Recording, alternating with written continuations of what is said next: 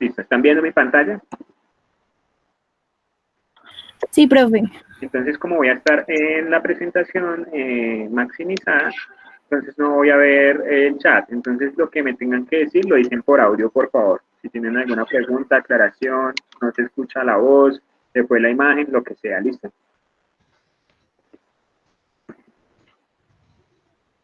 Entonces, pues, hoy vamos a tocar un tema así, vamos a hacer una revisión desde muchas cosas básicas hasta lo último que hemos visto de resistencia, para que hagamos claridad en algunas cosas y pues quedemos ya como con el tema un poco más consolidado y que lo podamos aplicar de una manera adecuada el día del examen.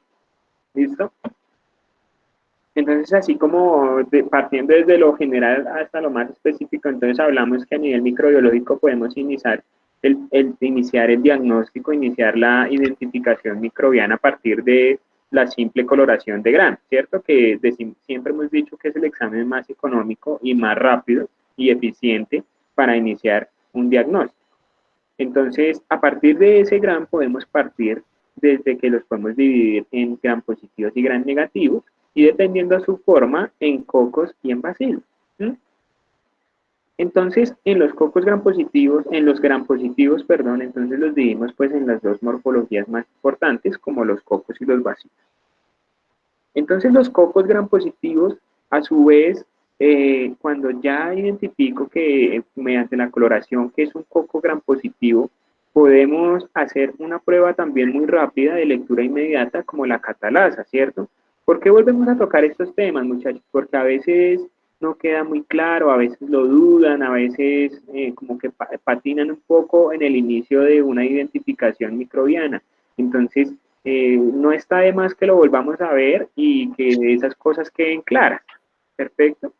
Entonces arrancamos cuando tenemos ya que es un coco gran positivo, podemos hacer que hacemos una catalasa para determinar si son positivos o negativos. Esto nos puede dividir en dos grupitos ya esos cocos, ¿cierto? Entonces, los catalasa positiva nos vamos hacia los estafilococos, que los podemos reconocer en algunas ocasiones como racimos, ¿cierto? No todas las veces se encuentran bien ordenaditos y que para un clínico no es importante que uno le diga que es en racimo, que es en caer. Un clínico necesita saber qué es coco y ya, es un coco gran positivo, ¿listo? Que nos pueden pedir que una vez le hagamos una catalasa, eso está muy bien, y ellos ya van orientando más y más. Tienen que estar no muy seguro de la morfología para ponerse a decirle, pues que es un racimo, pero si el doctor no se acuerda de la clase de microbiología ya en la escuela de medicina, pues grave. ¿Listo? Entonces, en los cocos gran positivos, los catalasa positivos, los estafilococos, ¿sí o no? Y los catalasa negativos, los estreptococos, ¿cierto? Y enterococos, estreptos y enteros. Ya entrando un poco más, entonces tenemos los estafilococos, que ellos pueden ser productores de beta-lactamasa, ¿cierto? De penicillinasa.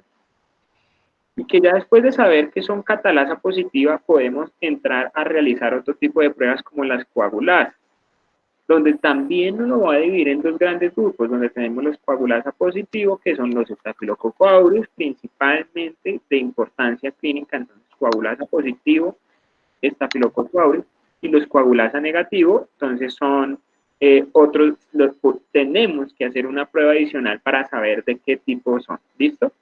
Entonces acá realizamos una prueba que de pronto no va a ser tan eficiente en cuestión del tiempo porque necesitamos hacer una prueba con un antibiótico para medir la sensibilidad.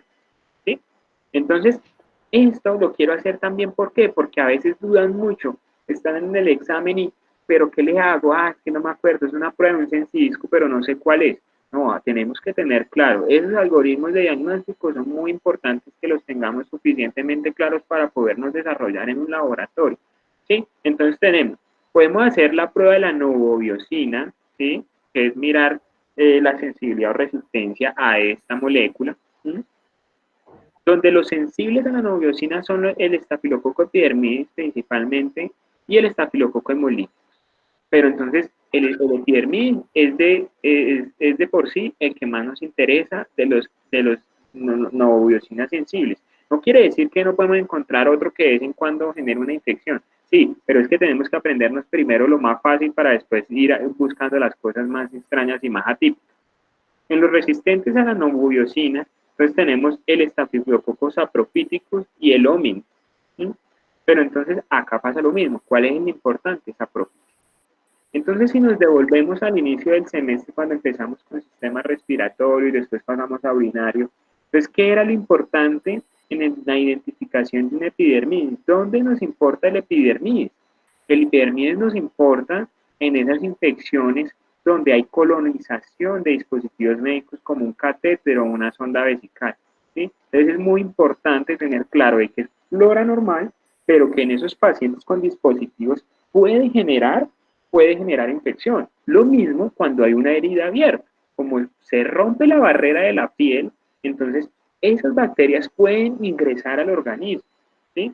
Pero caso contrario sucede si a mí me llega una muestra de orina. Si una muestra de orina tengo un crecimiento mixto donde sobresale un estafilococo epidermidis, ¿eso qué me quiere decir? Que es una muestra contaminada, ¿sí? Entonces, esa paciente no se hizo el aseo genital necesario para la toma de la muestra. ¿Con qué otra forma sé que una muestra está contaminada? Desde el mismo parcial de orina. Si yo en el parcial de orina observo más de 5 células epiteliales por campo, eso quiere decir que esa muestra está contaminada con flujo vaginal y la paciente no realizó el procedimiento de manera adecuada. Entonces, ¿qué se debe hacer en ese caso? Pues no se va a gastar uno los medios de cultivo para una muestra contaminada, porque va a crecer una población, va a haber una muestra polibacteriana que no vamos a poder identificar y no es correcto hacer. Entonces hay que pedir una nueva muestra, ¿sí? Entonces el paciente a veces no le gusta, o si el paciente está hospitalizado al servicio de enfermeras, pues no les gusta que no les pidan nuevas muestras, pero es que es responsabilidad de nosotros hacer de manera adecuada los protocolos, ¿sí? Entonces, eso en cuanto a una muestra contaminada para urocultivo. Pero si por el contrario esa muestra nos crece un Staphylococcus saprophyticus, ese sí causa infecciones urinarias. En ese sí tenemos que estar ahí atentos a identificarlo. De pronto, no sé si lo pudimos hacer, no recuerdo muy bien si en este grupo alcanzamos a sembrar Staphylococcus epidermidis o saprophyticus.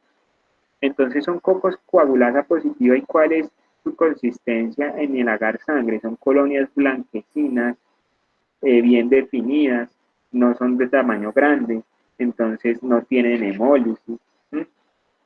Que nos lo diferenciaría del estafilococo aureus, ¿cierto? Además de que aureus es doradito y que tiene beta hemólisis.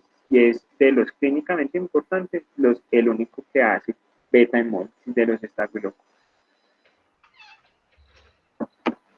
En cuanto a los estreptococos, ¿qué podemos hacer? Entonces sembramos una muestra y de una vez con la hemólisis que ellos tienen podemos hacer una clasificación, una aproximación diagnóstica. Entonces desde una perspectiva macroscópica yo ya puedo empezar la sugerencia de diagnóstico.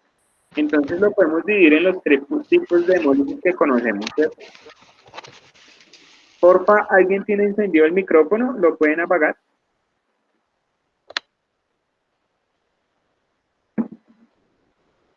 Gracias. Entonces tenemos los alfa hemolíticos, que son esas colonias, esa hemólisis que por el revés se ve verdoso como amarillo verdoso, ¿cierto? A los que les han podido tener, que yo trato de que por lo general traten de hacer los microorganismos, o sea, que se vayan rotando y si no, de pronto en los parciales tengan la oportunidad de estudiar los microorganismos que no pudieron ver en clase. Entonces, de los alfa hemolíticos, ¿quién es el que se estudia con mayor frecuencia y con mayor importancia? Entonces, allá vamos a encontrar el Streptococcus pneumoniae, ¿cierto? Alfa hemolítico. Y que ahí empezamos a hacer otra prueba con sensidisco, que también entonces yo los veo que como que no están muy seguros, como que no, se me olvida el nombre, entonces para la prueba de Streptococcus pneumoniae utilizamos la octoquina o Taxo P, ¿cierto? Que también le podemos decir Taxo P. Cuando en una prueba de sensibilidad la octoquina nos da sensible, es muy sugestivo de que el microorganismo que estamos estudiando es Streptococcus pneumoniae. Si es resistente a esa autoquina, puede ser otro estreptococo y de esos del grupo virions que son bien variados. Pero entonces es importante recordar que ese Streptococcus pneumoniae tiene esas colonias pequeñitas, puntiformes, que por el revés se ve verdoso, que los que tuvieron la oportunidad de montar en el Bytec la tarjeta para Streptococcus recuerdan que casi no tiñe, que casi no pueden hacer el 0,5 de McFarland, que les provocaba coger y arrancar el agar y meterlo entre el tubo a ver si daba la escala. ¿Sí? ¿Sí se acuerdan? Que es muy difícil o sea, que no tiñe y que cogerlas es difícil porque son pequeñitas, planitas, parece un rocío, ¿cierto? Ese es el por el borde de la colonia, o sea, por donde va formando la estría de la colonia, se va formando esa alfa hemólisis verdosa, amarillentica, ¿cierto? Eso es muy característico de Streptococcus pneumoniae, pues para que ustedes nunca lo olviden. Bien, ¿qué otra importancia tiene Streptococcus pneumoniae? Que para hacer la prueba de sensibilidad para Streptococcus pneumoniae se debe hacer en un agar Müller-Hilton suplementado con sangre al 5%. ¿Sí? Entonces, él no hace parte de los exigentes, como exigentes como neiserias o hemófilos, pero sí es un poquito cansón para su crecimiento en la prueba de sensibilidad, para que demuestre toda su sensibilidad. Entonces, la prueba de sensibilidad la hacemos en Müller-Hilton con sangre, ¿vale? Esa es otra particularidad que tiene Streptococcus pneumoniae. Bien. Profe, qué pena. Dijiste que el agar Müller-Hinton que está suplementado con sangre, ¿qué porcentaje de sangre es? 5%. Gracias, profe. Muy bien, tranquilo. Entonces ahí ya pasamos a los beta hemolíticos. Esos beta hemolíticos, ¿cómo los podemos diferenciar? Yo no sé, yo no sé si yo lo hacía cuando era estudiante, pero yo en lo que llevo trabajando siempre, yo no sé si es porque la prueba se ve muy bonita, pero uno les habla de hemolíticos y se van a pensar de una vez en la prueba de CAM. Entonces yo no sé si es porque es bonita de hacer o alguien les dijo que es que esa servía para diferenciarlos. Bueno, entonces yo rompo ese paradigma, ¿sí? Donde la prueba que vamos a utilizar es otro disco de sensibilidad. Entonces para beta-hemolíticos utilizamos la sensibilidad a la bacitracina o también conocida como taxo A, ¿cierto? Taxo P octoquina, taxo A bacitracina. Entonces, según esa prueba, podemos dividirlos en los sensibles y en los resistentes. En los sensibles, entonces tenemos los estreptococos beta hemolíticos del grupo A, que el más importante, ¿quién es? El estreptococo piógenes. Diógenes, donde lo encontramos que era el principal causante de faringoamigdalitis, ¿cierto? Que también puede producir otras infecciones como artritis, como también otro tipo de infecciones erisitelas, a nivel de la piel, ¿cierto? Pero pues es como el más característico de producir faringoamigdalitis. Es la principal causa de consulta consulta de medicina general, de infecciones respiratorias del tracto respiratorio superior. Entonces es muy importante. Recordemos que evaluábamos para la resistencia a nivel microbiano, a nivel de resistencia microbiana en Streptococcus pyogenes, evaluábamos era penicilina, que no conocemos hasta el momento, o sea, no se ha reportado Streptococcus pyogenes resistente a la penicilina. Ah, bueno, profe, entonces usted por qué nos enseñó todas las otras vainas, que MLSB, que quinolonas, ¿por qué? Porque si el paciente es alérgico a la penicilina se deben evaluar quinolonas y cefalosporinas también. Pero por lo general, si a usted en una prueba, en un antibiótico, en un antibiograma para estreptococos piógenes, perdón, no prueba la penicilina, pues coja y rompa ese agar y bótele a la basura y vuelva a montarlo porque tenía que montar la penicilina. ¿Bien? En los resistentes a la bacitracina, entonces tenemos los estreptococos del grupo B. ¿Y quién es el importante? Streptococcus agalacti. Agalacti, ¿en qué es importante? Lo hablamos mucho en que es mandatorio hacer en los controles prenatales el estudio de Streptococcus agalacti. Entonces, usted cuando esté en la clínica, o si usted consigue trabajo posteriormente en un hospital ginecobstétrico, usted va a estar, y si está en microbiología, usted va a estar a toda hora haciendo cultivos vaginorrectales, porque se debe evaluar la presencia, la colonización de Streptococcus agalactiae en esas maternas. ¿Por qué? Porque primero puede causar infección a nivel urinario, ¿sí? A nivel genital en la materna, pero también es muy importante porque puede causar infecciones a nivel del bebé. Cuando el bebé nazca, puede adquirir la infección por Streptococcus agalactiae y eso puede producir meningitis, ¿vale? Entonces es muy importante la evaluación de Streptococcus agalactiae o estreptococos del grupo B en maternas. Entonces cuando ustedes le mandan, les llega la orden del médico, la orden del laboratorio diciendo que necesita cultivo de estreptococos del grupo B y usted no se acuerda que es esa galáctea, pues grave, ¿sí o no?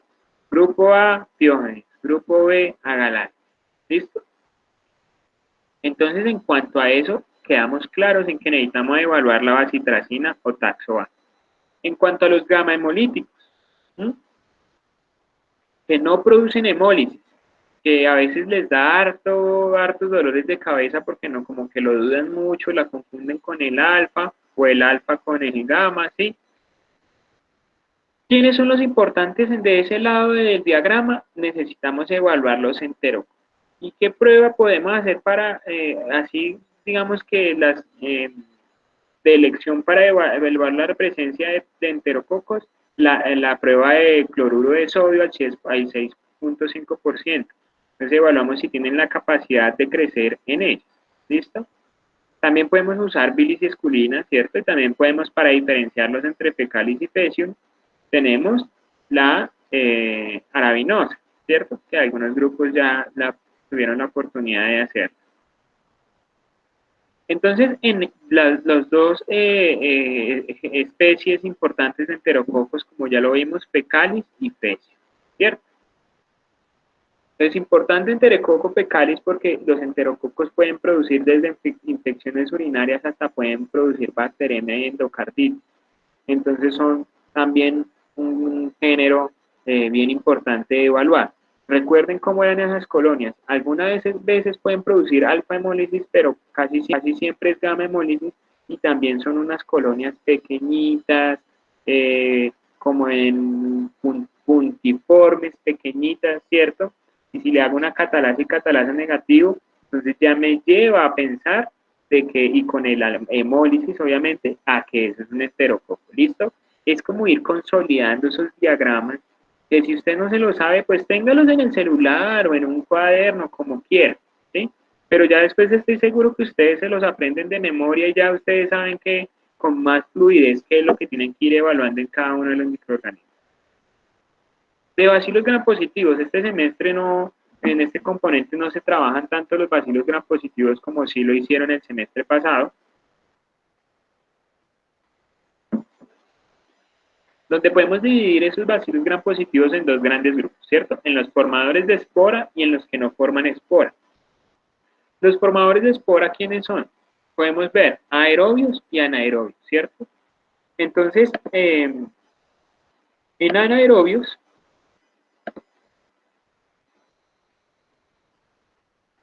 entonces tenemos, en aerobios, perdón, entonces tenemos dos principales especies importantes, dos géneros con dos especies importantes. El género Bacillus con las especies Serius y Anthracis. ¿Mm? ¿Dónde es importante Serius? Porque estos bacilos son presentes en el ambiente, muchachos. Entonces están en el ambiente y han generado contaminaciones alimenticias como por ejemplo de arroz o generan intoxicación en el ganado bovino porque se pueden encontrar en el pasto y las vacas lo consumen y pueden morir. Entonces son bacilos que son productores de espora, aerobios y que principalmente contaminan alimentos. Tenemos el Bacillus anthracis, que hace un tiempo, de pronto no sé si lo han escuchado, de pronto ustedes son un poco más jóvenes que yo, un poco no, mucho más jóvenes. El Bacillus anthracis fue utilizado como arma biológica, porque recuerden que ellos forman esporas. Entonces lo que hacían los terroristas era recolectar las esporas, meterla en sobres y enviársela a políticos en los Estados Unidos. Eso fue más en Estados Unidos. Entonces el político abría el sobre y él se contaminaba con esas esporas, y las infecciones por Bacillus anthracis son muy complejas, porque pueden llegar hasta producir carbunco, necrosis, son de esas toxinas que tienen el bacillus anthracis es bien importante, ¿vale? Por el lado de los anaerobios, ¿qué tenemos? Entonces tenemos esos bacilos gram positivos anaerobios como Clostridium, ¿cierto? Que tenemos en sus diferentes especies como Perfringens, Tetani, Botulinum, Difficile. Entonces, ¿por qué son importantes los Clostridium? Porque en pacientes, en algunos pacientes, ellos pueden colonizar el tracto gastrointestinal, más que todo el recto. ¿Sí? Entonces colonizan y desplazan la flora normal de algunos pacientes, y ahí es donde ha entrado en aplicación algunos estudios que están realizando con el trasplante de materia fecal. Sí, de pronto suena algo curioso y de pronto alguna gente ha sido escéptica, pero han hecho estudios clínicos donde parece que tiene resultados. ¿Cómo se realiza el trasplante de materia fecal? Se forma como similar a un tampón, entonces va con un concentrado de las heces purificadas de un donante sano, que debe cumplir las mismas características como cuando se va a donar un órgano, y se lleva esa muestra concentrada con flora normal que va a intentar colonizar nuevamente y desplazar a ese Clostridium. Ese Clostridium es difícil de quitar, de erradicar del aparato gastrointestinal cuando coloniza, porque los tratamientos para anaerobios son complicados. Bien, entonces esa es la importancia de esos bacilos gram positivos formadores de esporas anaerobios. Por el otro lado del diagrama que tenemos, los que no forman espora, donde podemos ver los aerobios y los anaerobios, ¿cierto? Donde aerobios, ¿quiénes son los más importantes? Tenemos Listeria monocytogenes, ¿sí? La Listeria monocytogenes, en un estudio que realizó el INVIMA, es la principal causa de contaminación bacteriana de quesos campesinos. Ese quesito delicioso que se come uno con bocadillo, el quesito que viene envuelto en hojas de plátano, ese es el queso campesino. El queso campesino no tiene ningún tipo de tratamiento industrializado ni nada de eso. Por eso es que puede ser, pues, digamos que no muy frecuente, pero sí puede ser contaminado con bacterias, ¿vale? ¿Qué pasa con Listeria monocytogenes? Listeria monocytogenes es importante porque puede producir meningitis, ¿cierto? Entonces un paciente puede adquirir la bacteria mediante contaminación alimenticia, y esa bacteria puede llegar a producir meningitis. Recuerdan ustedes que Listeria también utilizamos la prueba de CAM, ¿cierto? Que la utilizamos también para diferenciar a Galatea de otros estreptococos beta hemolíticos no piógenos, ¿vale? Teóricamente las micobacterias también son bacilos gram positivos, pero pues digamos que eso puede entrar en discusión porque ellos no se tiñen con la coloración de gram. ¿Qué otro representante importante tenemos? Pues el que produce la difteria, ¿cierto? Que es el Corynebacterium, que son esos bacilos que decíamos, esos también en algunas clasificaciones los incluyen como bacilos eh, gram positivos irregulares, ¿sí? Que tienen formas irregulares. Tenemos otro como la nocardia, pero entonces son bacilos gram positivos que no son muy frecuentes en Colombia para producir infecciones, también ericepelotes. Pero entonces, importantes, Listeria, las micobacterias y Corynebacterias. En cuanto a los anaerobios no formadores de espora, pues también son infecciones muy raras, son muy poco frecuentes, como actinomyces y como propionobacterium. Actinomyces es importante porque es un bacilo de donde se pueden extraer algunas sustancias antimicrobianas, antibióticas, perdón, de algunos géneros de actinomyces han generado algunos antibióticos. Y tenemos el Propionobacterium acnes, que es un bacilo gram positivo, que es el que produce el acné, de ahí viene su nombre. Ahora miremos las bacterias gram negativas en esta revisión del día. Entonces podemos, lo mismo, tenemos los cocos y los bacilos, ¿cierto? Entonces miremos los cocos gram negativos, donde podemos tener los anaerobios, infecciones poco frecuentes, pero recordar que existen, ¿cierto? Que no forman espora y el ejemplo de este es la Veillonella, ¿listo? Bacilo gram negativo, anaerobio. Y en lo que de pronto son más frecuentes, ¿quiénes son? Los aerobios, ¿cierto? Unos más clínicamente importantes como los diflococos, porque los cocobacilos encontramos en alcalígenes, fecalis, rhesumonas, shigella, ¿sí? Son microorganismos de incidencia muy baja, muy baja, muy baja. Entonces es mejor tener presente las cosas que son más frecuentes y que tienen más incidencia en nuestro medio. Entonces, en ese orden de ideas, entonces tenemos los diplococos gram negativos, que quiénes son esos importantes, tenemos las neiserias, ¿cierto? Y la moraxel. En las neiserias, ¿qué importante debemos analizar? Neisseria meningitidis, bacteria importante causando infecciones en el sistema nervioso central. Es una enfermedad muy, muy, muy mortal. Neisseria meningitidis prácticamente es el camino a la muerte. No se pueden de pronto tratar, son muy complejos. Es bien importante la infección. La próxima clase, cuando los compañeros que nos van a colaborar con la presentación del sistema nervioso central, nos gustaría que incluyeran algo sobre la Neisseria meningitidis, que de pronto entraran a la página del Instituto Nacional de Salud y consultaran el boletín epidemiológico de meningitis, donde nos van a mostrar la incidencia a nivel de nuestro país de la infección meningitis bacteriana, porque eso es importante tenerlo en cuenta, cuáles son las bacterias que causan. Ustedes se ponen a leer un libro, no sé, escrito por ejemplo en España, y ustedes ahí le van a decir que el agalactie, que digamos como allá consumen mucho jamón serrano, y todos estos embutidos, como, ¿cómo se llaman ese tipo de embutidos? Pues que son como añejados. Esos, esos tipos de cárnicos se contaminan mucho con listeria monocitógena. Entonces la incidencia de listeria produciendo meningitis en ese país va a ser muy alta. Entonces, pues les pedimos el amable favor de que consulten el boletín epidemiológico del Instituto Nacional de Salud para que nos ilustren sobre el estado de la meningitis en Colombia, ¿vale? Y tenemos la Neisseria gonorrea, principalmente causando infecciones de transmisión sexual. Ambas son caracterizadas por tener una cápsula de polisacáridos, ¿cierto? Esa cápsula tiene un antígeno muy importante que son los LOS, los lipo-oligosacáridos, ¿cierto? Que funcionan, tienen algunas especificidades para estimular y evadir la respuesta inmune. Esa cápsula también evita la opsonización por parte de los anticuerpos y el complemento, lo que permite que la Neisseria evada la fagocitosis.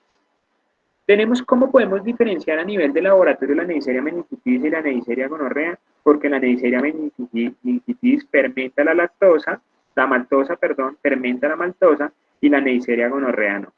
Entonces es un factor diagnóstico clave a la hora de hacer la identificación a nivel in vitro, ¿vale? Tenemos los bacilos gram negativos, que es como la población, el grupo bacteriano más extenso, más diverso, que lo podemos clasificar dependiendo a su capacidad de metabolismo del oxígeno, donde podemos tener anaerobios, aerobios estrictos y anaerobios facultativos. En los aerobios puros, ¿quiénes tenemos? El Acinetobacter baumannii, tenemos la Pseudomonas aeruginosa, Burkholderia cepacia, Burkholderia malei, Stenotrophomonas maltophilia, ¿sí? Bordetella, ¿sí? Entonces, estos que les mostré primero, estos 4, son importantes porque son bacterias que son multiresistentes o que adquieren muy fácilmente la resistencia. Entonces son microorganismos que están involucrados en infecciones intrahospitalarias. Por su perfil de multiresistencia es muy difícil realizar un tratamiento para estos microorganismos. ¿Quiénes más tenemos como bacilos gram negativos aerobios? La brucela, brucela causante de zoonosis, que no la podemos cultivar de manera tradicional en el laboratorio de manera cotidiana. Se les requieren medios especiales con medios nutricionales especiales, con carbón activado para captar algunas moléculas que son tóxicas para este grupo de microorganismos, y que existe un medio Brucella, de donde lo escuchamos también el medio Brucella para la identificación, lo que vimos hace 8 días, para la identificación de Campylobacter, que lo vimos en el algoritmo de diagnóstico de Campylobacter del Instituto Nacional de Salud. ¿Listo? También tenemos Bordetella pertussis. Bordetella pertussis es importante porque produce la tosferina, ¿cierto? Tampoco es de fácil cultivo y requiere ser enviada a laboratorios de referencia como los de las secretarías distritales o departamentales o el Instituto Nacional de Salud. ¿Listo? En cuanto a los aerobios estrictos, tenemos el Bacteroides, Prevotella y Fusobacterium, ¿listo? De bacilos gramnegativos. Igual, los anaerobios producen infecciones, sí, pero no son tan frecuentes. Igual, tenerlo en cuenta. Ya en parte de los anaerobios facultativos que tenemos, importante, el Haemophilus influenza. Estoy seguro que nuestros compañeros de sistema nervioso nos van a comentar también de que Haemophilus influenzae es un productor de meningitis importante en nuestro país. Además de que Haemophilus influenzae, bacilo gram negativo, cocobacilo gram negativo, es importante en las infecciones del tracto respiratorio, ¿cierto? Como lo vimos en el primer corte.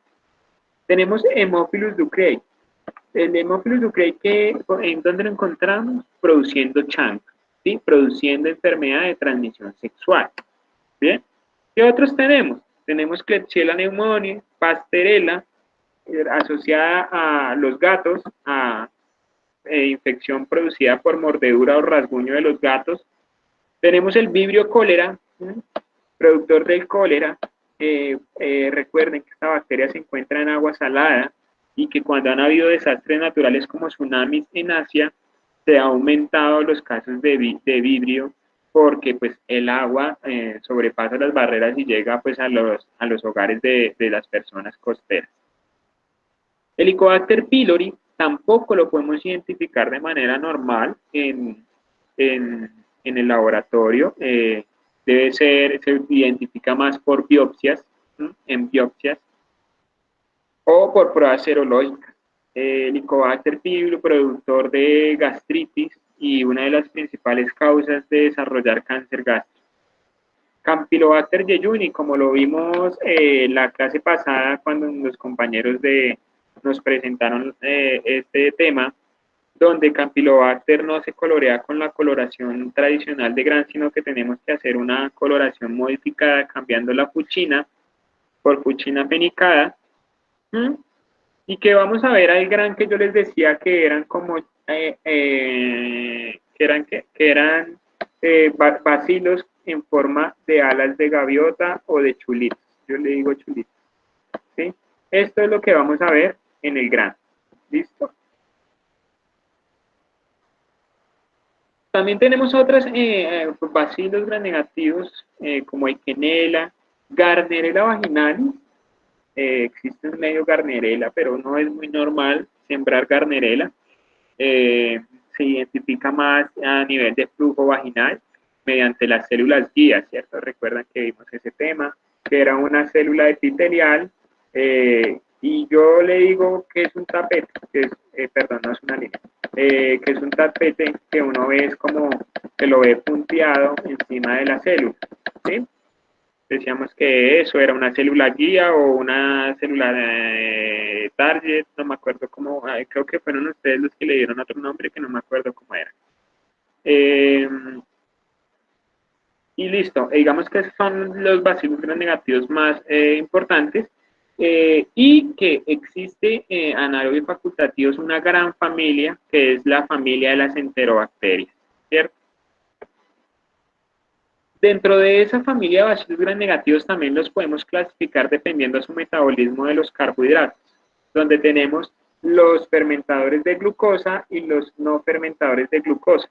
Los fermentadores de glucosa por excelencia son las enterobacterias. ¿Sí? Y tenemos los no fermentadores de glucosa, que podemos diferenciarlos mediante la prueba de la oxidasa, ¿cierto? Por eso cuando a veces estudiamos enterobacterias y ustedes me piden una oxidasa, yo digo, bueno, pero ¿para qué? ¿Sí? Entonces es como tener claro para qué sirve cada prueba. Oxidasa importante en los no fermentadores de glucosa, porque podemos decir que la oxidasa positiva es la pseudomonas y la Burkholderia cepacia. ¿Por qué es importante evaluar Burkholderia cepacia? Porque es resistente a los betalactámicos, amiglucósidos y polimixina. O sea que es una bacteria que tiene multiresistencia de manera natural. Entonces, las oportunidades terapéuticas en este tipo de bacilos es muy reducida. Tenemos oxidasas negativas, tenemos a la Cinetobacter baumannii, ¿cierto? También bien importante. Estenotropomonas maltophilia, que es resistente a los betalactámicos y carbapenémicos. Entonces, ya de por sí es un desafío en el tratamiento. ¿A qué hace referencia eso? Esto, que por lo general los fermentadores de glucosa, el tratamiento dura 10 días y en los no fermentadores de glucosa, 14 días. ¿Por qué me va a decir usted que es importante saber esto? Muchachos, porque mientras más especializados seamos y más cosas a nivel, tanto nivel de laboratorio, a nivel microbiológico, pero también sepamos cosas a nivel clínico, eso nos va a dar un plus, ¿sí? Nos va a hacer diferente. Además, desde que el momento de que ustedes decidieron ser estudiantes de una carrera de ciencias de la salud, automáticamente ustedes se volvieron los médicos de la casa, ¿cierto? A ustedes la tía le pregunta que cómo le salió el cuadro hemático, que es que le formularon esto, que si eso le sirve para esto, para lo otro, que mire cómo me salió el urocultivo, que cuántos días será que me toca tomar tratamiento, ya su tío lo hospitalizaron porque tiene una colestasis y que entonces, que tiene una bacteria tal, que cuántos días va a durar el tratamiento. Pues es chévere que usted sea el asesor número 1 de su familia. ¿Y cómo hace eso? Pues aprendiendo cosas. Y pues no siendo escéptico a conocimientos que son un poco más allá de la parte microbiológica, ¿vale? Entonces acá les tengo una memotecnia ahí medio chistosa para recordar los bacilos gram negativos no fermentadores de lactosa, que es el acrónimo PAVESAR. Entonces ahí hablamos de que PAVESAR significa que es Pseudomonas, Acinetobacter, Burkholderia, Eikenella, Corrodens, Stenotrophomonas, Alcalígenes fecalis, Rociomonas. ¿Por qué es importante el grupo PAVESAR o bacilos gram negativos no fermentadores? Porque hacen resistencia muy, muy rápido a los antibióticos y que de por sí son resistentes al ertapenem. ¿Listo?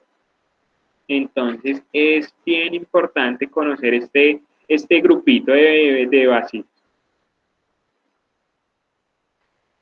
Tenemos el grupo tal vez más grande y variado de bacilos gram negativos que son las enterobacterias, ¿cierto? Donde tenemos el Citrobacter, Enterobacter, Serratia, E. coli, Klebsiella, Proteus. Y en el Proteus vimos a nivel de laboratorio que teníamos una prueba que nos iba a ser muy importante para la identificación de que no necesitamos sabernos la sábana de las bioquímicas para poder estudiar microbiología. No, nos aprendemos las más importantes y que eso nos va a dar una orientación en la identificación microbiológica. Entonces, en los Proteus recuerden que tenemos el indol, que el indol negativo es el Proteus mirabilis y que tiene su característica de sensibilidad porque es sensible a ampicilina y a cefalosporinas. Y que el 90% de las infecciones por Proteus son por Proteus mirabilis. Entonces es, digamos, el más incidente en la mayoría de los casos. Pero tenemos indoles positivos, que son el Proteus vulgaris y el Proteus peneri. Son importantes porque tienen resistencia a la ampicilina y a las cefalosporinas. Muchachos, ¿recuerdan por qué son importantes los Proteus indol positivos? Por la presencia de AMC. Muy bien, Lisette. Ellos son del grupo ANC, los Proteus indol positivo, ¿listo? Entonces, por eso les decía a ustedes, tienen que memorizarse el acrónimo de las ANC, qué bichos están ahí, ¿listo? Porque eso va a estar tienen que tenerlo muy presente a la hora de trabajar a nivel de la bacteriología. Tenemos Salmonella typhi para typhi, creo que quedó claro hace 8 días que Salmonella solo tenía 2 especies, ¿cierto? Que el resto son serotipos, ¿vale? Que typhi para typhi son serotipos, ¿cierto? Tenemos a Morganella morgani, también AMC, Providencia, AMC, Shigella dysenterie y Yersinia pestis, que produce también zoonosis. Entonces acá tenemos lo que hemos trabajado estos días, muchachos, que le hemos dado fuertemente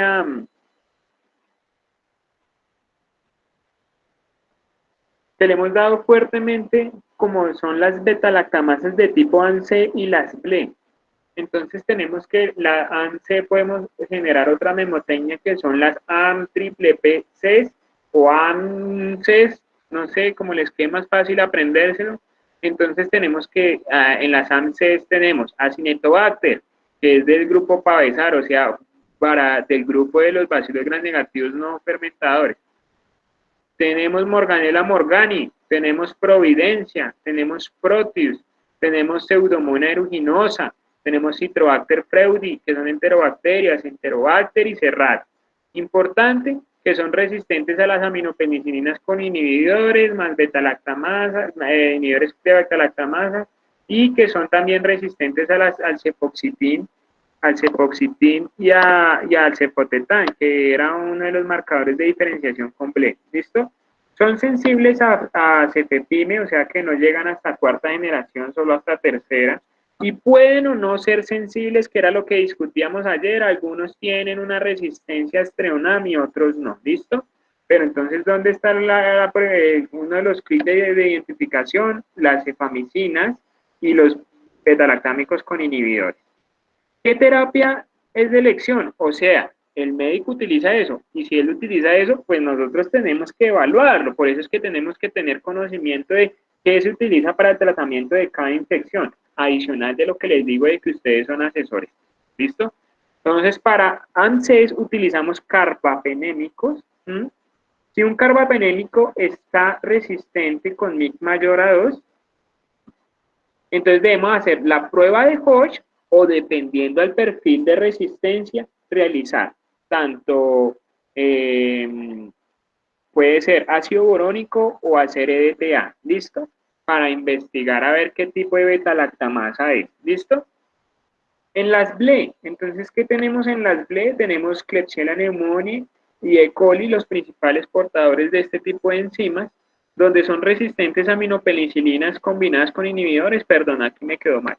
Entonces tenemos que son resistentes a las aminopenicilinas y son sensibles a los inhibidores, son bloqueadas por los inhibidores, que son resistentes a cefepime, sí, llega hasta cuarta generación, y a Streonam, a los monobactámicos. ¿Listo? Son sensibles a cefamicinas, entonces acá está la diferencia con ANC. Bien, vamos a tener cefoxitin sensible. Terapia de elección en las BLE, carbapenémicos.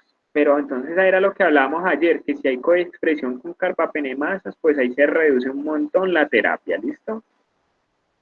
Lo mismo, si uno de los carbapenémicos aparece resistente, debemos hacer test de evaluación de la resistencia por carbapenémicos, ya sea por Hodge, EDTA o ácido borónico. Aclaración acá, importante a nivel clínico, a nivel in vivo, que el uso de cefalosporinas de tercera generación como ceftriaxona y fluoroquinolonas como ciprofloxacino hacen presión selectiva de BLE. ¿Eso qué significa?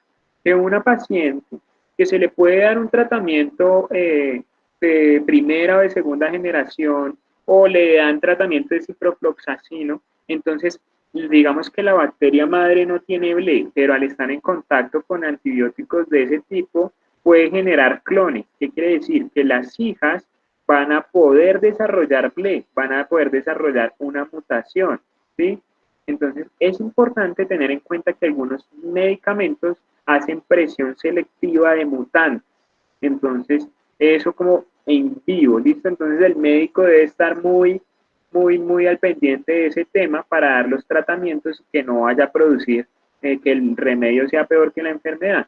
Y eso es lo que pasa, hay uso indiscriminado de antibióticos por parte de los clínicos, lo que genera posteriormente desarrollos de resistencia. Recordemos los bacilos gram positivos. Tenemos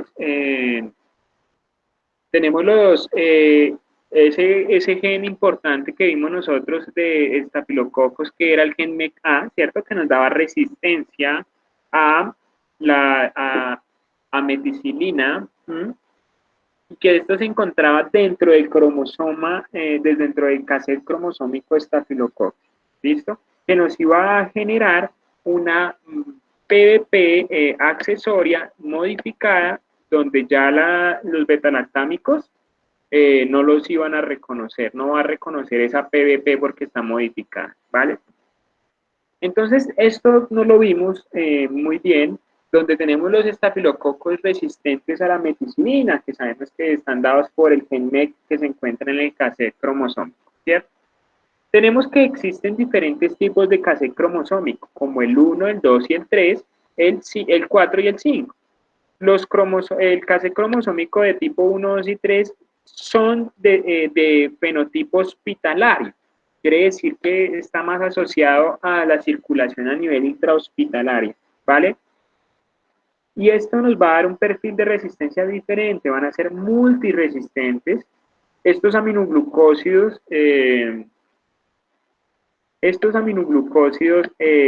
van a estar resistentes, la clindamicina, la eritro, rifampicina, tetraciclina y trimetoprim. O sea, es multiresistente, tiene muchísima resistencia, ¿listo? A nivel microbiológico se manifiesta con colonias de mayor tamaño, ¿listo?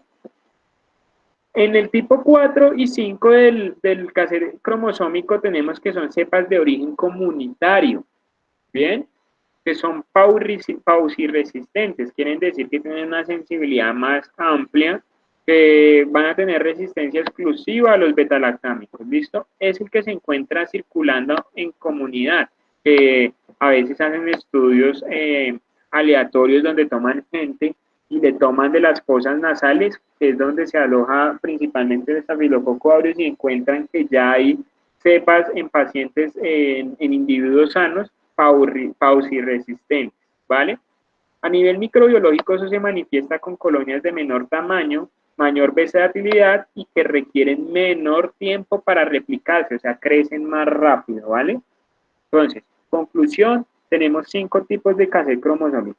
El 1, 2 y 3 van a dar un fenotipo de resistencia que se conoce como el fenotipo adquirido en el hospital o intrahospitalario, y el tipo 4 y 5 son pauresistentes, o sea que son solo resistentes a betalactámicos y que los vamos a encontrar más en circulación en la comunidad.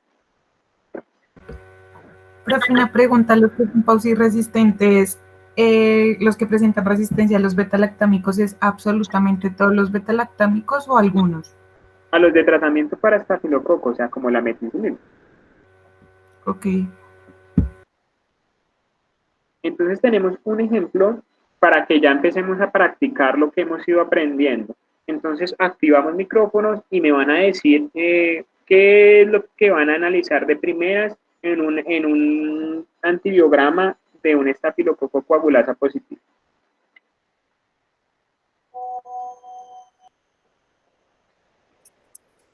¿La oxacilina? Entonces empezamos revisando la oxa, ¿cierto? Pero la oxa va de la mano con otro. ¿La vancomicina? No, analizamos primero el screening de cefoxitina. De sofoxitina.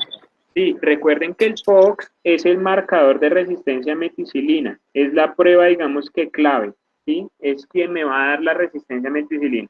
Entonces tengo que ir a mirar OXA, sí, pero tengo que ir a mirar el test de cefoxitina, ¿vale?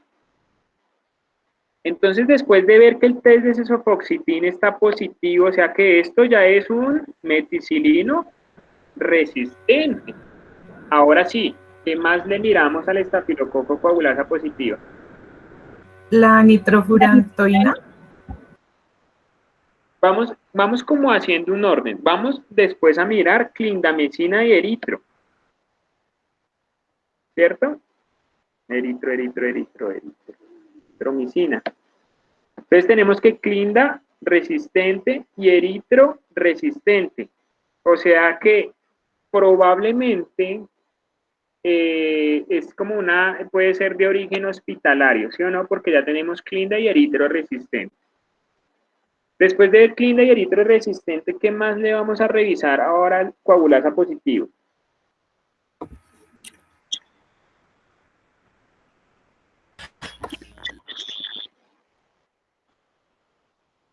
La ciprofloxacina, profe. Podemos ver aminoglucósidos, sí, pero hay algo más importante en el tratamiento de los estafilococos. Profe, el que es ampicilina sulbactam. La No, gentamicina, ¿no? vamos a ir a mirar vancomicina. Recuerden que a la hora de una cosa es lo que evaluamos in vitro y otra cosa, por eso esta presentación se llama más asociada a la clínica. ¿Por qué? Porque pues es lo que le van a dar al paciente, entonces es lo que debo tener presente para evaluar. Entonces, vancomicina, recuerden que vancomicina es el tratamiento de elección para los meticilinos resistentes. Entonces evaluamos oxacilina, que va de la mano con FOX. ¿Listo? Entonces si el MIC es menor a 2, podemos tratarlo con homólogos o con betalactámicos como oxacilina y meticilina, ¿cierto? Pero si es resistente, que es lo que nos interesa evaluar, ¿cierto? Entonces tenemos que ir a ver eritro, clinda y trimetropin. ¿Bien? Si eritro está resistente y clinda está sensible, tenemos que hacer el test D. ¿Cierto? Si eritro está sensible y clinda está sensible, lo dejamos así. ¿Listo? Si todos son sensibles, eso quiere decir que es de origen ambulatorio, o sea, circulante en la comunidad, con un cassette cromosómico 4 y 5. Y el tratamiento, Profe, señora. o sea que no evaluamos los aminoglucósidos antes de la vancomicina. Sí se evalúan a nivel in vitro, pero tenemos que tener presente qué es lo que se va a utilizar a nivel in vivo. Ah, listo, profe, gracias. Listo, entonces, si es sensible, si es de origen comunitario, vamos a evaluar vancomicina. Si es sensible, el tratamiento va a ser vancomicina. Si es resistente, tenemos que ir a evaluar linezolid, ¿se acuerdan que eso lo vimos? Y daptomicina. Linezolid en infección periférica y daptomicina cuando es una infección complicada como endocarditis, como bacteremias, ¿vale? Si es resistente a todos estos anteriores, eritoclina y trimetropina, entonces decimos que es de origen hospitalario y que está que puede estar dado por el cassette cromosómico tipo 1, 2 y 3. Y que igual nos vamos a ir a tratamiento con vanco. ¿Sí? Por cualquiera de los dos lados, el tratamiento es vancomicina. Diferente si es resistente a vancomicina, ya tenemos que pensar en linezolid o daptomicina, ¿vale? Ahora un coagulasa negativo. ¿Cómo era el perfil de resistencia de los coagulasa negativos?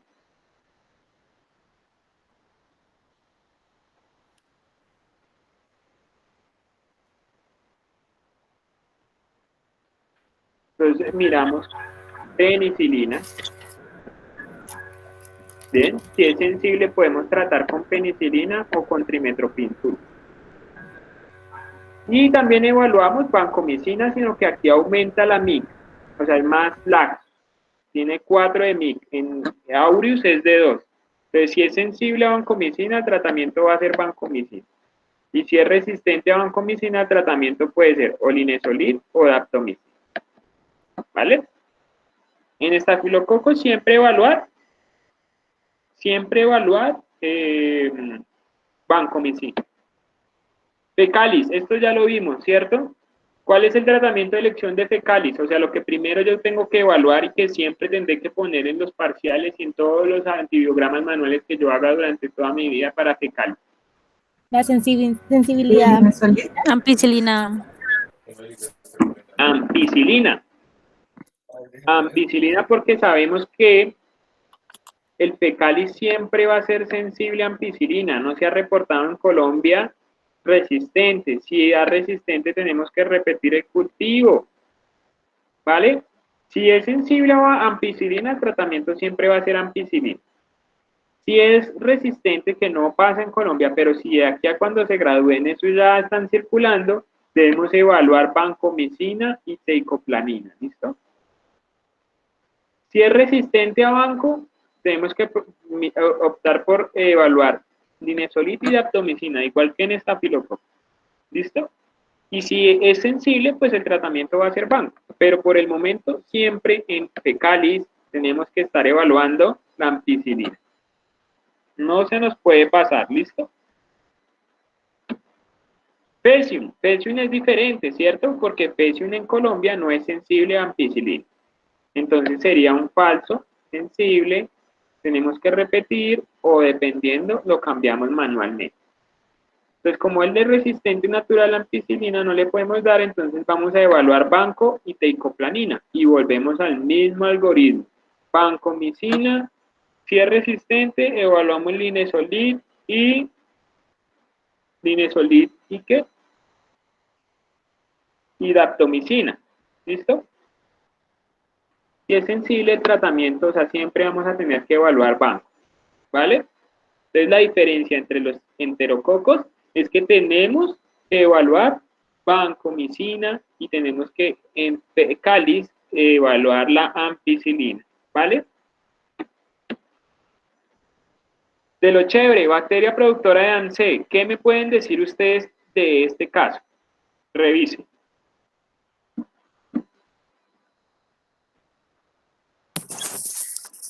Sí, yo tengo que tomar un...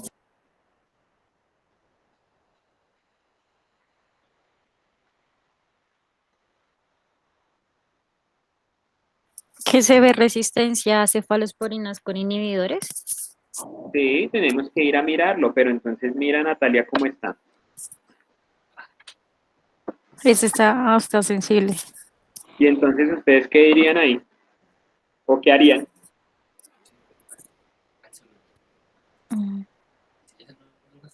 ¿Qué harían? Ahí está la diferencia entre un cerebro y una máquina. Pues ahí ya sería como error de Repetir el antibiograma, ¿no? No necesariamente, tú cambias la interpretación porque tú ya sabes que Enterobacter es ANSE. Que in vitro puede de pronto demostrar sensibilidad, pero in vivo va a haber resistencia. ¿Qué otra cosa nos dice que es un ANSE? Hay sensibilidad a carbapenemasas, bueno, en algunas. A carbapenémicos, sí. Sensibles a carbapenémicos, sí. Ertapenem, minipenem, También hay resistencia a la ampicilina y a las primeras cefalosporinas. No, porque él tiene de una manera natural. Entonces, ¿qué es lo que le vamos a ir a mirar? Cefepime, o sea, los inhibidores. O sea, a mí ya me dice el equipo que esto es un Enterobacter, ¿sí? Entonces, yo ya sé que esto es ANSE. Entonces, no me voy a poner a perder tiempo. Ay, ¿cómo así que está sensible si este es ANSE? No, es que es resistente. Así le aparezca sensible, usted sabe que es resistente. ¿Listo?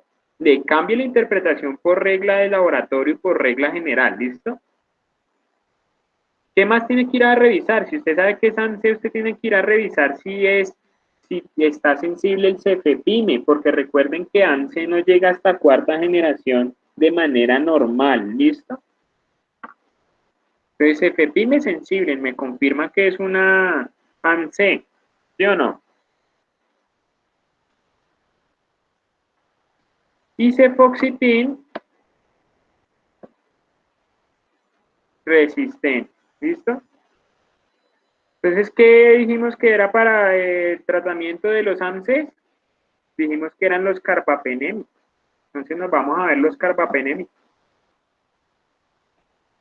Entonces, tienen resistencia natural que ya conocemos. Tenemos que revisar cefepime. Cefepime entonces se puede suministrar. Evaluamos carbapenémicos. Si están sensibles, si es una fermentadora de glucosa como las enterobacterias, le vamos a dar, se puede suministrar ertapenem. O sea, hay que evaluar el ertapenem en este tipo de microorganismos. Y si no es de fermentadores, sino del grupo Pavesar, entonces tenemos que evaluar meropenem, porque el meropenem se utiliza en sepsis y el doripenem se utiliza en focos abdominales. ¿Listo? Entonces, cuando ya volvamos a la presencialidad, usted ya tiene claro en su mente qué es lo que le tiene que montar a un microorganismo del grupo AMC. ¿Sí? Debe tenerlo muy, muy, muy clarito. Si los carbapenémicos son resistentes, que era lo que hablamos ayer, se pone complicada la vaina. O sea, esto era AMC y si tiene resistencia a carbapenémicos, quiere decir que adquirió una carbapenemasa y tiene coexpresión. Entonces, hay que evaluar terapias combinadas como carbapenémico más polimixina o polimixina y tigeciclina, fosfomicina, ¿cierto? Entonces, ya estos antibióticos no están por lo general en los antibiogramas de rutina, entonces habría que hacerlo de manera manual en los que se puede, ¿sí? Y si no hay tarjetas especiales para evaluar ese tipo de resistencia, y si no se tiene, pues ahí sí toca la de Dios, de manera empírica lo haga el médico. Pseudomonas aeruginosa, ¿qué perfil tiene? ¿Qué les parece?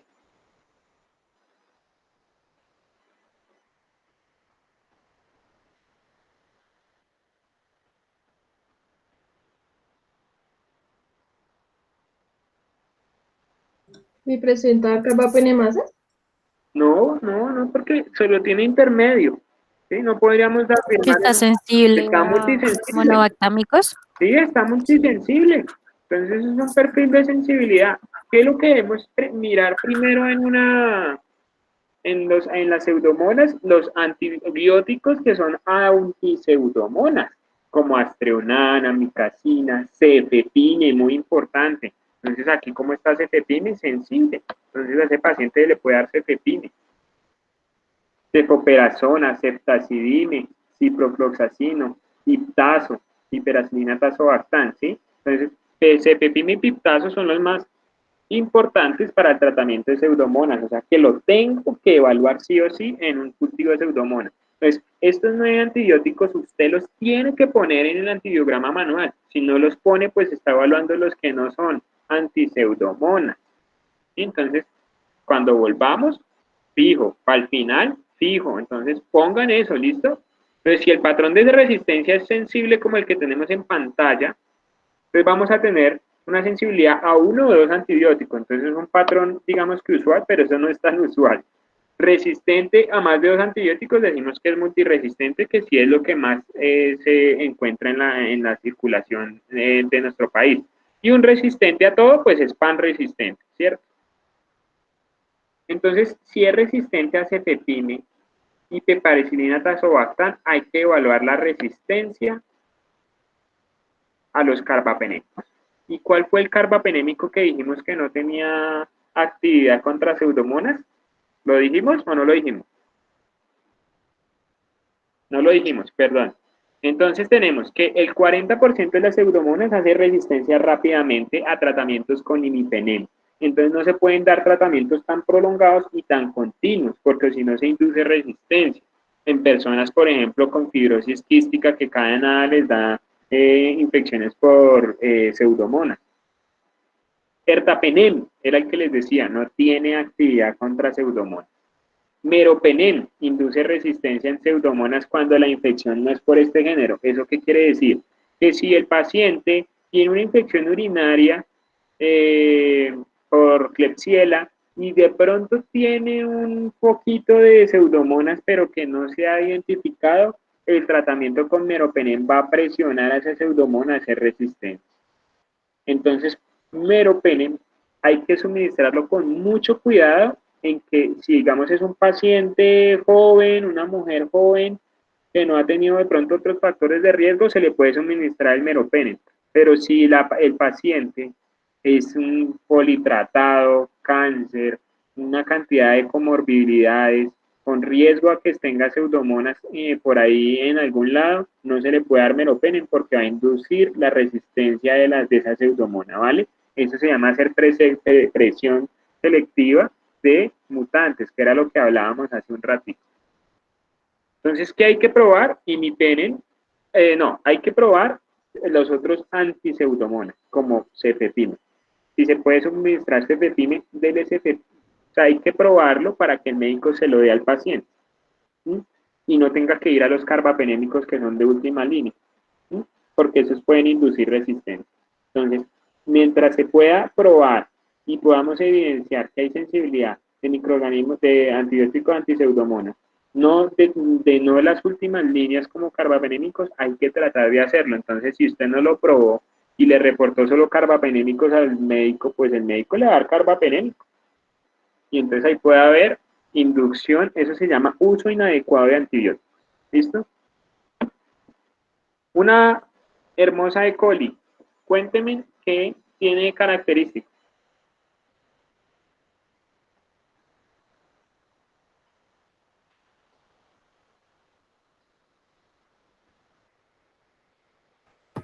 Cefoxitin sensible. Pero digamos que ahí no estaría como muy... Bueno, listo. ¿Qué más?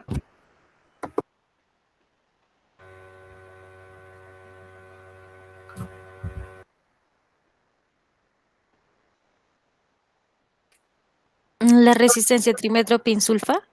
No, ¿qué estamos buscando ahí?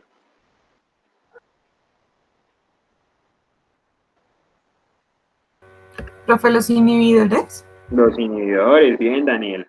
Tenemos que ir a mirar cefalosporinas de tercera generación con los inhibidores, a ver cómo están. Entonces, mire que están dando sensibles y su par, su cefalosporina de tercera, está dando resistente. Entonces, es muy característico de BLE, es una BLE. ¿Ven? Astreonam resistente, además, ustedes no leen, les están diciendo que es ble por todo lado. Entonces, en ese caso, ¿qué revisamos? ¿Qué dijimos que era la elección de tratamiento? O sea, lo que tenemos que nosotros orientarle al médico. Los carbapenémicos. Los carbapenémicos. Entonces, como tenemos Dori, sensible. Erta, sensible. Meropenem, sensible. ¿Listo?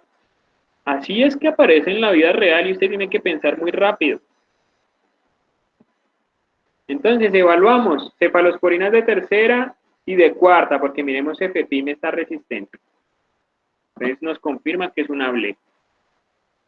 Entonces, miramos, si solo es resistente, si son resistentes algunas de las cefalosporinas de tercera, decimos que es una BLE. Entonces, ¿qué vamos a evaluar? Carbapenem. Inicialmente, ertapenem. ¿Listo? Si es sensible, el tratamiento va a ser ERTA. Si es resistente, tenemos que evaluar test como Hosh o como DTA para evaluar la presencia de carbapenemasa. Si el test de Hosh o alguna de esas es sensible, pues se le puede suministrar ertapenem. Pero si no, lo más probable es que pueda ser una KPC en E. coli, porque estamos en E. coli, ¿cierto? Y el tratamiento debemos evaluar polimixina y trigeciclina. ¿Bien? Y si son sensibles, pues se le puede dar desde lo más básico en adelante para que no haya uso indebido de antibióticos. Entonces tenemos que probar. Yo por eso ustedes me preguntaban que qué le pongo. Entonces yo les decía, póngale una cefalosporina de primera, de segunda, de tercera y de cuarta. Y lo más importante, digamos, en estos bacilos gram-negativos es medir las de tercera. Pero métale de primera y de segunda porque si aparece sensible usted le puede dar cefalotina al paciente. O sea, usted puede sugerir que le den cefalotina, o ampicilina o gentamicina, ¿sí? Para no tener que hacer inducción de presión de clone. ¿Me entienden por qué? ¿Sí? No va a mirar lo más grave, pero si lo más grave está sensible, pues entonces busquemos los tratamientos más fáciles, además porque son orales y se le pueden dar al paciente para que se vaya para la casa. ¿Ven? Pero sí, yo sé que se está tratando de una BLE, así como en el caso anterior, bueno, hace como unos 3 casos. Tú decías, sí, yo sé que se trata de esas resistencias. Yo no, aunque en el antibiograma me ofrezca una cosa, yo tengo es que darle lo que yo sé que le va a servir, ¿no? Entonces, Sí, ¿para sí. qué le voy a dar una No. cefalosporina si yo sé que de todas formas tiene la tendencia a generar la resistencia porque es una BLE? Sí, pero es que mira que aquí estamos hablando de que es sensible, o sea, no estamos hablando de este caso ni del anterior, sino que si son sensibles en el antibiograma. O sea, no es este caso, sino que si evaluamos las de tercera y eso y están sensibles, pues le vamos a dar algo más suavecito para que no induzcamos resistencia, ¿me entiendes? No, cuando a ti te aparece que ya está resistente en los inhibidores y todo eso, no, tú ya no piensas, ahí para atrás ya no hay nada, o sea, Tú empiezas a mirar desde arriba. Si está sensible, puedo empezar a bajar el espectro del antibiótico. Pero si tú ya vas arriba y estás resistente, nada que hacer. O sea, lo de atrás ya ni lo miras. Eso es a lo que me refiero, ¿sí me entiendes? Pero digamos que el microorganismo no tiene como esa tendencia a generar esa resistencia, entonces si le No, presento la cefalosporina, no le va a generar igualmente la resistencia. no. Si es una E. coli y no tiene presencia, o sea, si tú no le ves característica de ble, no, hay que darle lo más fácil. O sea, no puedes pensar de que porque las E. coli y las Klebsiella por lo general tienen bles, entonces yo ya de una vez arranco a cascarle con lo más duro. No, hay que empezar por lo más suave si es sensible. Tenemos que aprovechar que siga siendo sensible, porque al contrario, si tú te pones a darle algo muy pesado, de pronto puede inducir más la resistencia que si le das una cefalexina, cefalotina. ¿Me entiendes? Tienes que analizar es primero los marcadores de ble, inhibidores, cefoxitin, si ya están resistentes ya no miras para atrás, o sea, ya no miras para la primera y segunda generación. Pero si eso está sensible, sí, así sea, así creamos que más adelante esa E. coli va a adquirir resistencia, no, pues esperemos que algún día la adquiera, mientras tanto démosle lo más suave. ¿Vale? Bueno, profe. Y ahora esta plana de la R, mire, era lo que veíamos ayer, tiene pinta de que De resistencia. Pues sí. una KPC, ¿cierto? Mm. ¿Cierto? Porque decíamos que KPC era la que tenía la capacidad de hidrolizar todos los beta-lactámicos. ¿Cierto? Entonces esto es puro perfil de KPC.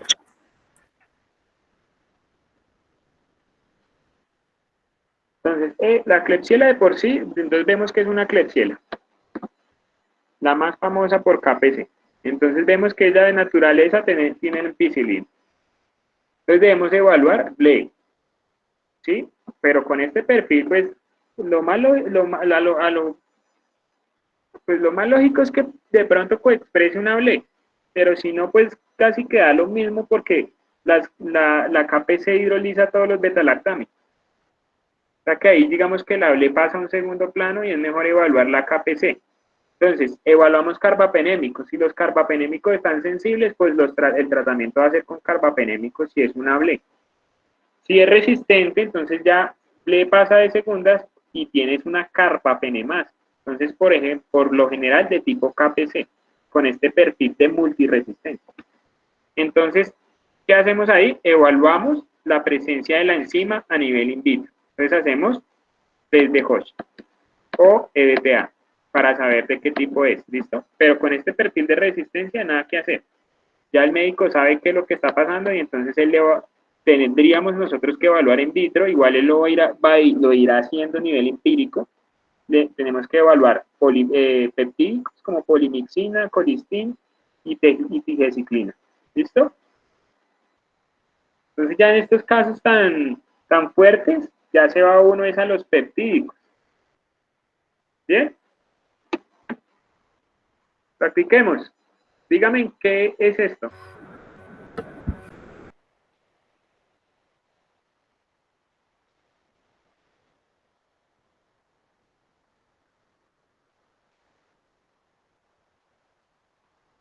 Profe, ¿estamos hablando de una ble? No, primero vayamos a mirar el bicho. Ah, Ya ahí arrancas, ya empiezas a pensar. David está muy callado hoy. Pues esa pertenece al grupo de AMC. Muy bien, muy bien. Entonces es AMC. Entonces, ¿qué otra cosa quiero que piensen? De que miren esto. Cefotaxima y ácido clavulánico. Supuestamente sensible, pero él es AMC. Entonces, la máquina le puede decir a usted eso. Y puede que de pronto a nivel in vitro lo esté siendo sensible, pero in vitro. Pero usted ya sabe que eso pertenece a AMC, Morganella pertenece a AMC, entonces usted ya no cree en nadie. Usted ya sabe que eso es así y que va a ser resistente hasta tercera generación a inhibidores, epoxitin, ¿listo? Y de ahí para allá no hay nada, ¿sí o no? Entonces nos vamos a evaluar carbapenémico. Miramos Dori, Erta y Mer. ¿Bien? Profe, lo siento, o sea, que me acabo de confundir porque en el caso anterior yo te dije, es que sí, yo sé que eso pertenece a las BRES y tú me dices, sí, pero si te parece sensible, hay que darle lo más bajo. Entonces, si acá me aparece que la Morgan, Pero es aunque que E. sé que es coli, una AMC, mira, Daniela, E. coli no tiene ble de manera natural. Ble es un mecanismo adquirido. Entonces, si yo tengo una E. coli que no lo ha adquirido, no debo ponerme a darle lo más fuerte. Es que es diferente ser cromosómico constitutivo, cromosómico inducible, perdón, como es AMC para Morganella, o sea, para el grupo AMC. O sea, tienes que tener claro que hay un grupo que lo tiene de manera natural y siempre va a ser resistente, que es lo que estamos viendo aquí. Y es muy diferente de tener BLE. BLE es un mecanismo adquirido. No hay nadie que haga BLE de manera natural. ¿Sí? Un mecanismo adquirido. Entonces, si no lo tiene, tú le das lo más suave, porque no estás induciendo nada. Diferentes ANSE. ok, ANSES en ya, el ya. grupo ANSE, es de manera natural. Entonces, por eso, si uno le da, no le va a servir. Pero entonces, como usted ya sabe que es del grupo ANSE, entonces usted, así el equipo le diga que es sensible, o así los discos le digan que son sensibles, usted en su mente cambia eso inmediatamente a resistente. ¿Sí? Y entonces ya los que aparezcan sensibles no los miro, sino ya en AMSE me voy a mirar los carbapenémicos. ¿Vale, Daniela? ¿Entiendes? Uno es adquirido y el otro es natural, en el grupo que es natural, obvio. Sí, profe, ya entendí. Vale. Gracias. Entonces aquí nos vamos a evaluar carbapenémicos. Entonces siempre tener presente, por eso les digo yo que se tienen que grabar los que son pertenecientes a AMSE. Si no se lo saben, graben. Ahora dígame en este.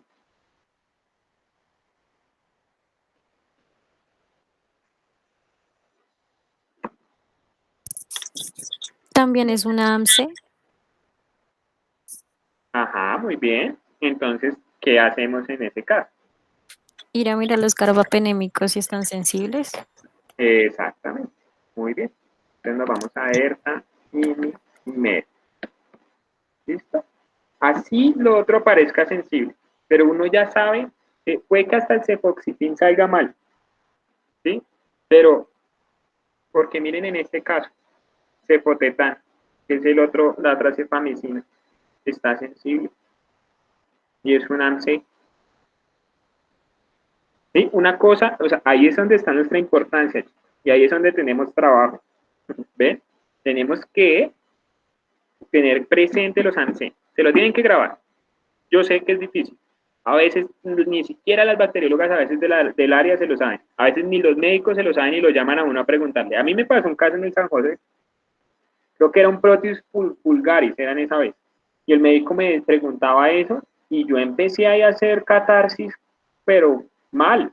Pero casi me entra en shock y me tocó decirle que ya lo llamaba. Y me tocó volver a revisar porque no me acordaba. ¿Por qué? Porque es que cuando yo estudié a mí no me enseñaban esto. Por eso yo les jodo la vida. Porque a mí me pasó, yo me estrellé con el mundo y no me parece lógico que siendo un bacteriólogo no conozca cosas como tan elementales de la bacteriología. Así usted no se vaya a especializar en ese tema, pero usted tenga el dominio, porque es que usted, obvio, hay que hacer lo que a uno le apasiona en la vida, pero mientras puede encontrar la ruta de lo que quiera hacer en su vida, hay que trabajar. Usted no se va a quedar debajo de las naguas de sus papás esperando que le llegue el trabajo soñado. Si no le sale en veterinaria X, en lo que sea, ambiental, no le sale, se va a quedar en su casa.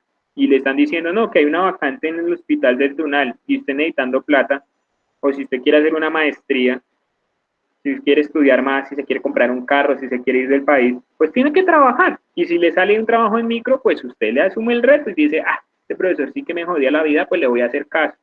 Y me voy a ir a trabajar y de pronto le gusta y después te resulta haciendo investigación en microbiología clínica. Bueno, no mentira. Aureus, ¿qué perfil de resistencia tiene este Aureus?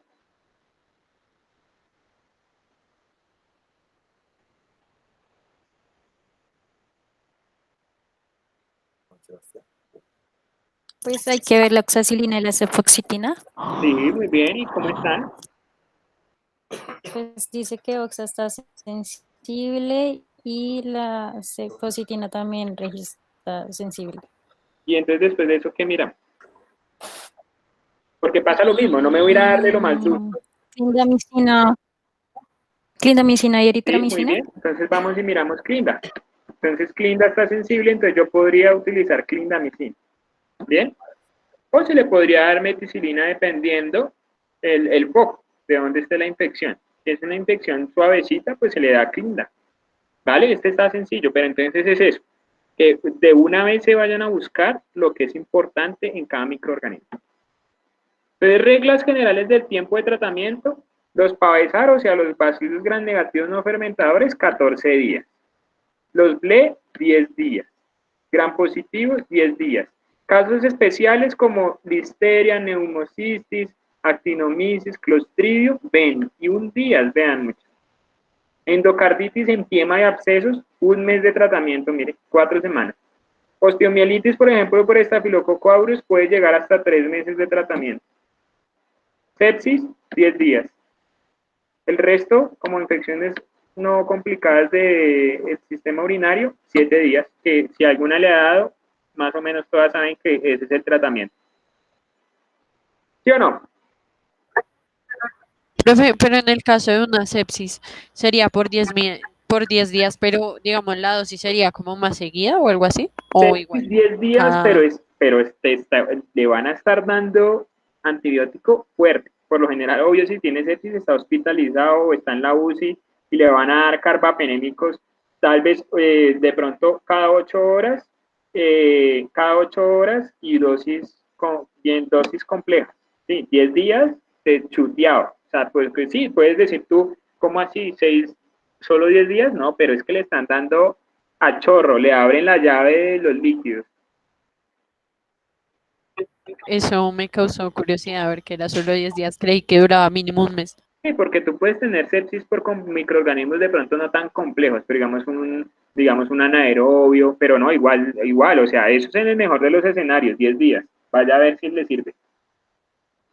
Ok, profe, gracias. Bien. Muchachos, espero que de verdad no haya sido un despropósito mi intención de hacer este resumen y que les haya servido, que hayan aclarado duditas, que estén un poquito más. ¿Qué pasó con David? ¿Qué se hace cuando son pan resistentes? Pues nada, unción de los enfermos. No, mentiras, David. Es muy duro, ¿no? Toca mirar combinaciones. Hay que probar, eso se vuelve prueba-error, prueba-error. Darle combinaciones a ver si lo que les decía ayer, que si un carbapenémico se vuelve suicida y el otro funciona. Así, toca mirar así, combinaciones, colistin, tigecitina. Toca hacer combinaciones. Es importante. Profe, ¿y uno cómo reporta? Bueno, después de haber hecho el antibiograma, ¿cómo reporta? ¿Cómo así? ¿Del pan resistente? Sí. No, pues todo resistente. Nada que hacer. Se les da como tal cual como sale. No hay nada más que hacer.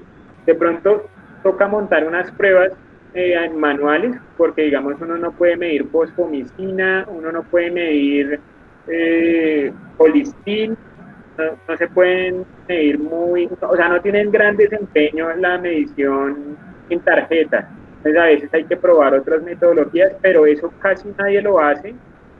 Pero yo pienso que eso debería mejorar próximamente porque cada vez hay más resistencia. Entonces hay antibióticos que, listo, se prueba eficacia, pero a veces es solo el médico lo instaura el tratamiento a nivel empírico, porque no lo podemos medir en el laboratorio. Y entonces es como que échese la bendición y que le sirva. Entonces ese es un campo donde entraríamos a investigar esas moléculas que no se pueden hacer de manera rutinaria, mirar cómo las podemos adaptar a que sean bien, que se puedan hacer y que no necesitamos un espectrofotómetro de masas para hacer la medición, sino algo sencillo, algo como un ITES o algo así. Hay antibióticos que no se pueden probar, entonces sería una buena oportunidad. Y en el caso de esos tratamientos, toca la de Dios.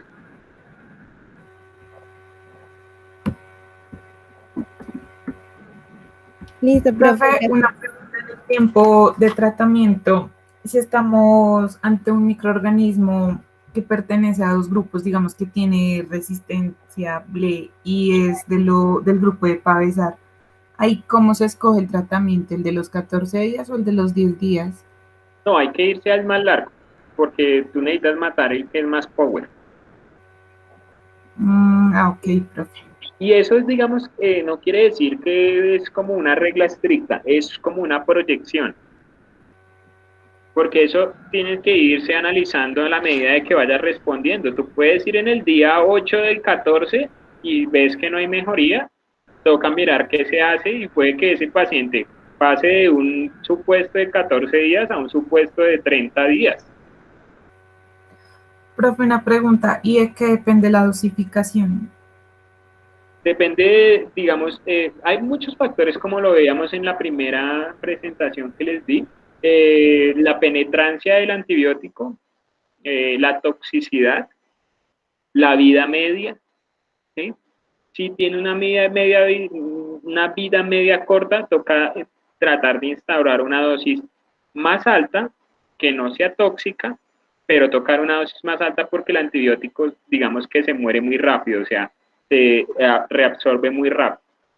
Si tiene buena vida media, si tiene buena penetración al sistema nervioso central o a infecciones complejas como sepsis, se pueden dar dosis más bajas, pero pues digamos que eso es más, sí, o sea, tiene unas implicaciones más farmacológicas que pues son más, tienen más elaboración, ¿sí? O sea, no son tan sencillos. Pero pues básicamente está dado por la penetrancia, la vida media, la ruta de administración y también hay que tener en cuenta otra cosa que es el estado del paciente. Si el paciente está muy grave, de pronto le metes mucha dosis y lo matas. Es importante eso que pregunta. Es algo bien complejo, digamos que eso es algo bien clínico. Que a esos pobres médicos les toca estudiarse bien eso porque eso puede generar o el éxito o el fracaso. Y el fracaso se puede traducir en muerte. Ok, profe, gracias. Muchachos, muchas gracias por asistir, por su participación de hoy. Entonces nos vemos después de Semana Santa. Les deseo que lo mejor, que puedan descansar. Pues creo que los veo un poco más tranquilos o se están haciendo. Espero que... ¿Cómo lo supiste? Pero los veo, bueno, más relajados o ya no sé, o están entrando en un proceso de resignación. No, profe, lo que pasa es que, por ejemplo, en mi caso, toda la semana súper estresada y ayer estoy súper estresada el día que hiciste el juego bueno, ese juego, ese día ni siquiera había dormido, entonces obviamente depende también de la cantidad de trabajos que nos están dejando. Y como ahorita ya es la última clase, uno en este momento ya como que sientes un poco más de alivio, porque ya la última clase y vamos a entrar una semana en donde vamos a tener tiempo para estudiar, para repasar lo que no hemos entendido, o sea, para ver todo lo que no hemos podido ver, ¿sí? O por lo menos es mi caso, que en este momento ya a esta hora ya siento un poco más como de menos estrés. Bueno, no, pues nada, muchachos. También tomen tiempo para descansar, para ocupar la mente en otras cosas. O sea, igual es difícil porque estamos en aislamiento, ¿no? Pero no sé, traten de ver series, de pintar si les gusta pintar, de cocinar si les gusta cocinar, compartir con su familia, relájense, muchachos. O sea, yo sé que uno cuando es estudiante uno se estresa mucho, pero piensen que, y más con esta situación, aprovechen la vida y la vida hay que aprovecharla siendo feliz, no que sean unos vagos y no estudien porque ahí sí los cojo y los cuelgo, pero no, o sea, más tranquilos muchachos, hay que tener todo a su tiempo y descansen, no, uno no puede trabajar bien si no descansa, entonces traten Pero de... es que han dejado mucho trabajo. Sí, sí, es como el común denominador de los grupos, todos dicen lo mismo, pero bueno, pues nada, yo por mi parte por lo menos trato de que no se carguen tanto de trabajo y creo que hemos estado haciendo lo mismo que si estuviéramos presencial. Yo no trato de no cargarlos para que no se generen. A ver, yo pienso mucho en ustedes, tal vez porque yo todavía soy muy joven y pues porque yo estoy haciendo doctorado, entonces a mí no me gusta que me claven, no me gusta que me estén poniendo y que uno pueda estar tranquilo, ¿sí? Entonces hay que estar tranquilo. Gracias, profe. Profe, yo tengo una pregunta. Digamos, el parcial va a ser el viernes, ¿verdad? Pero Sí, entonces, ese parcial, ¿cómo, o sea, en sí, cómo va a ser por la plataforma? sí, vamos a hacerlo por Classroom, Ah, ok, ok, digamos listo. parecido como a la encuesta que llenaron. Ah, ok, perfecto, profe. Sí, Paula. Sí, sí, sí, yo no sé a veces qué piensan los profesores, o sea, no sé, no, voy a omitir mis comentarios porque me pueden estar despidiendo. A eso súmale que hay profes que no tienen muy clara la metodología y han calificado mal.